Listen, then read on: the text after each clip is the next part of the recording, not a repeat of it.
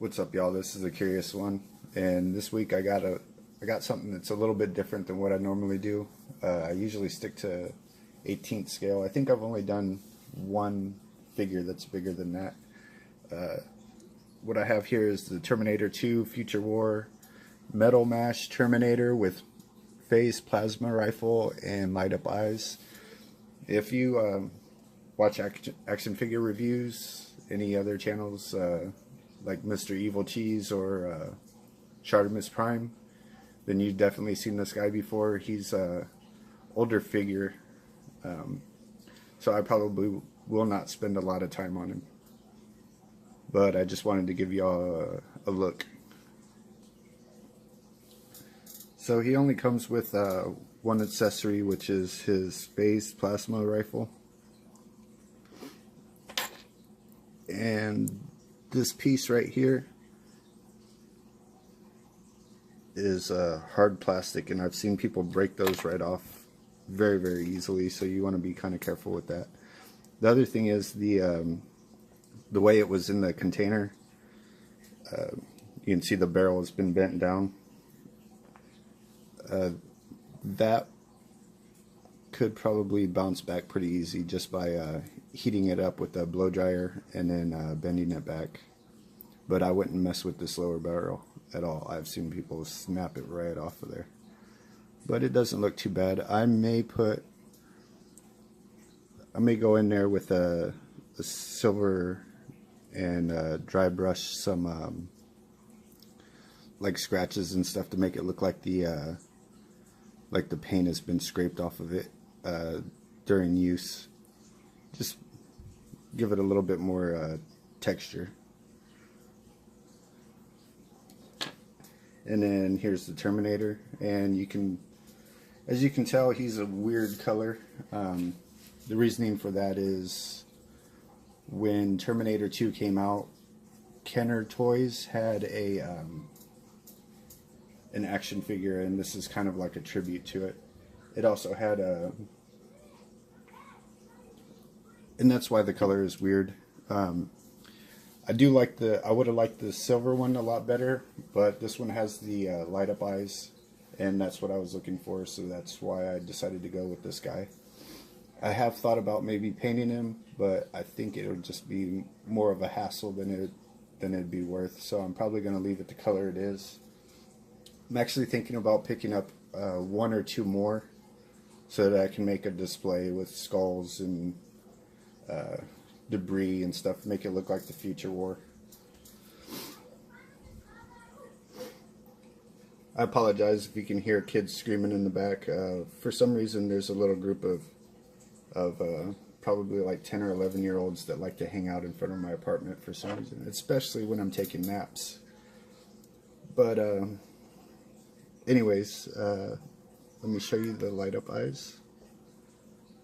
As you can see, with just a little bit of light, it lights up pretty good. Given a little bit more light, they light up even better. I think that's pretty awesome. I like it, especially the fact that it doesn't need batteries, and you don't have to like pull pieces off of him in order to get it to light up.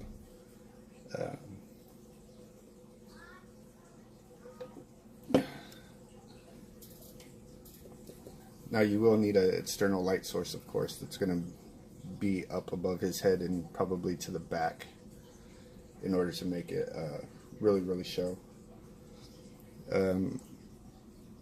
Another thing about this is there's a lot of tubes, which kind of reduce the articulation, especially in the head. The other thing is I kind of just really don't like them, because if you think about it, the T-800s are supposed to be a robot or cyborg, whatever you want to call them, but they're supposed to be covered with human flesh, and they're supposed to be able to pass for human. Now if you look at this with all those tubes hanging out everywhere, it'd be kind of hard to make him pass as a human, especially when you look like in the neck area and here. Like, that's going to be big and bulky sticking out. Nobody's going to believe that you're not a cyborg, you know what I mean? All the pistons look as though they're working when you move them, when you move the arms and such, which is really awesome. But also hinder some of the movement. With this leg here, if you want to bring it forward, you have to let it rock outward. Otherwise, you're going to break off that piston right there on that area. So don't put pressure straight up. Let it kind of rock out. And then you can do whatever you need to do. That's a little tip to keep you from busting off those pistons, because I've seen people with them that all four of these are disconnected, but it's because they lift it straight up instead of letting it rotate outward.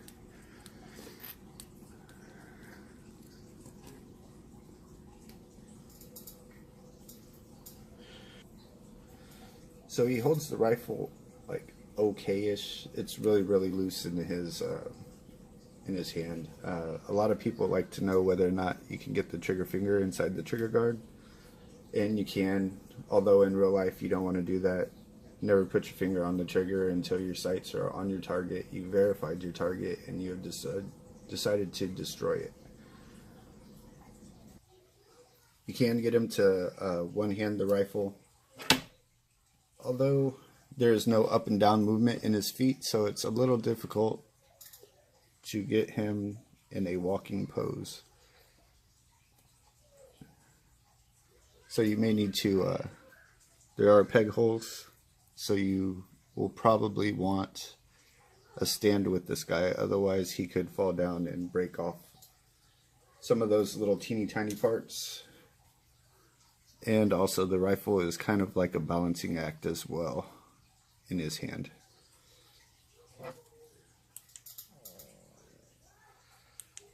But that is pretty awesome looking. He's not meant to be played with by children whatsoever. If you decide to let a child play with it, it is going to be smashed within the first 10-15 minutes. So this isn't a toy. This isn't a toy that you want to play with or pose around a lot. You kind of want to get him in the pose that you want him, display him, and leave him alone. Like I said, I think I want to try to build a diorama for him. Probably just the front and just the back, and then a platform with some skulls and debris and stuff. Make it look like the future war. If I ever decide to do that, I'll make another video showing you guys what I did, and maybe even explain how I did it. Anyways, y'all take it easy and have a good night.